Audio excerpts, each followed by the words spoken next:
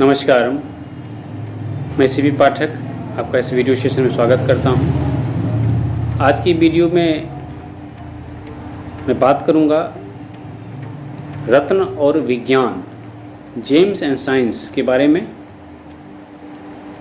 Gemmology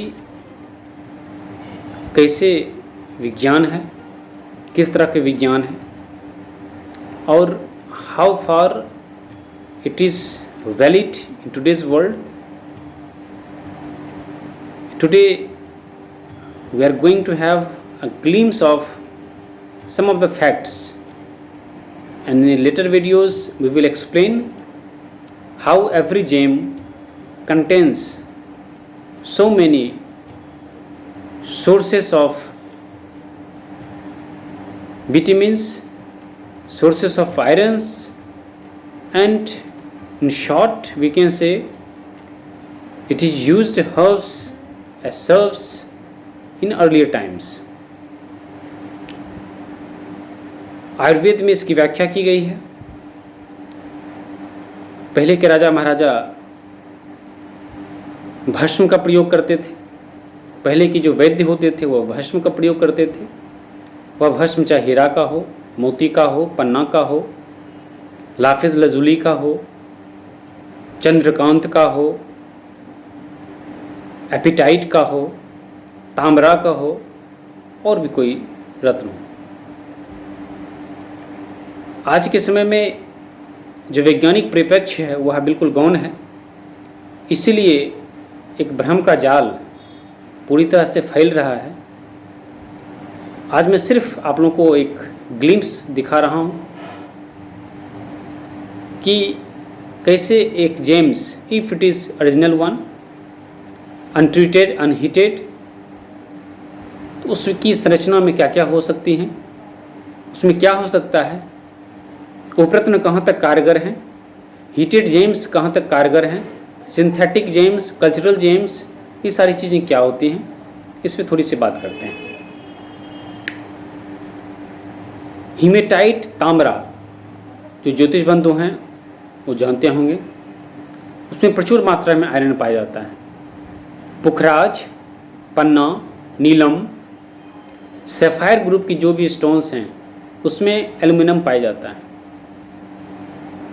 पन्ना, beryl contains beryllium, मोती, मूंगा, fluorite ETC contains calcium, मूंगा, हीरा, मोती कंटेंस कार्बन। सभी को पता है कि हीरा कार्बन की संरचना है। इसकी जो स्ट्रक्चर्स होते हैं वो कार्बन बेस्ड होते हैं। फिरोजा, एपिटाइट में फास्फोरस पाया जाता है। जरकन में जिरकोनियम से इसकी रचना होती है। जरकन के अलग अलग रूप हो सकते हैं, वह तो चाहे ज्वेलरी में यूज़ करने वाला AD हो, अमेरिकन डायमंड हो, या यह उन्नत किस्म की एक रत्न, ओपल या अन्य जो दुधिया पत्थर होता है उसमें हाइड्रोजन पाया जाता है। चंद्रकांत, अमेजन पत्थर इत्यादि में पोटाशियम होता है। लैफिज लजुली में गंधक पाया जाता है।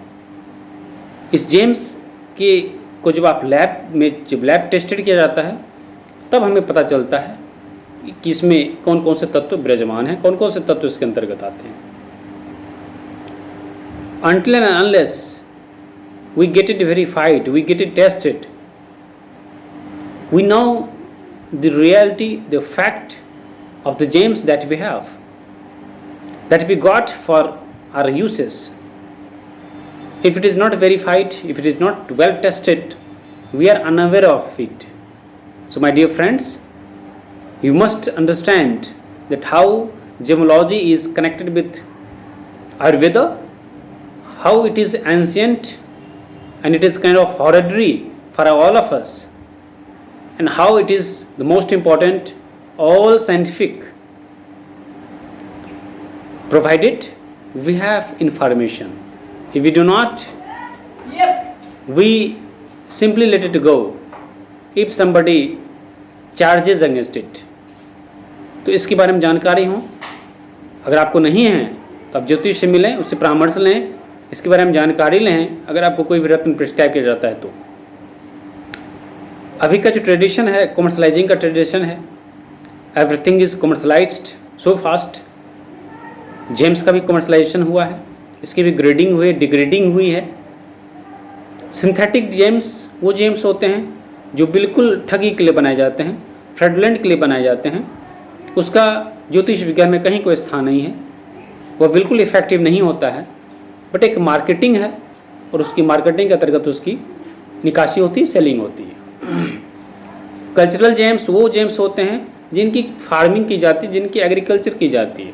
फॉर एग्जाम्पल पर्ल, मोती की खेती होती है, वैज्ञानिक रूप से मोती को सीप में धारण करवाया जाता है, फिर इसको फ्रेम किया जाता है। तो somewhat for some extent we can say it is useful, it has much of energy, it has much of effect and influence।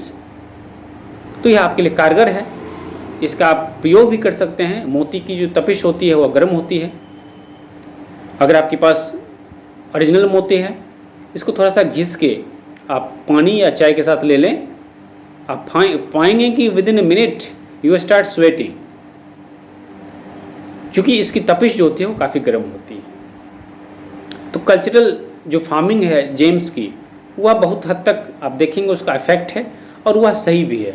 लेकिन जो सिंथेटिक और हीटेड जो जेम्स की बाढ़ सी आ गई है, वह बिल्कुल कॉमर्शलाइजिंग है, that is part of purely commercialising, that is part of fraudulent and we should aware of it.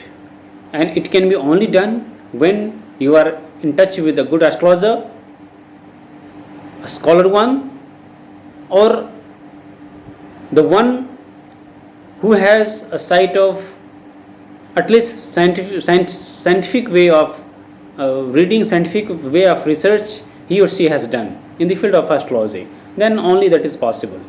So इस वीडियोज़ में इतना ही।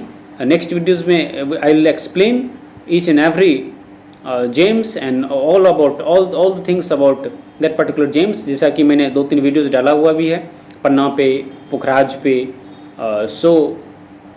और भी जो जेम्स बचे हुए हैं उनको भी मैं कैटेगराइज करके बारी बारी से उस वीडियोज़ में एक्सप्लेन करूँगा और आप लोग इससे लाभान्वित होंगे। बहुत बहुत धन्यवाद।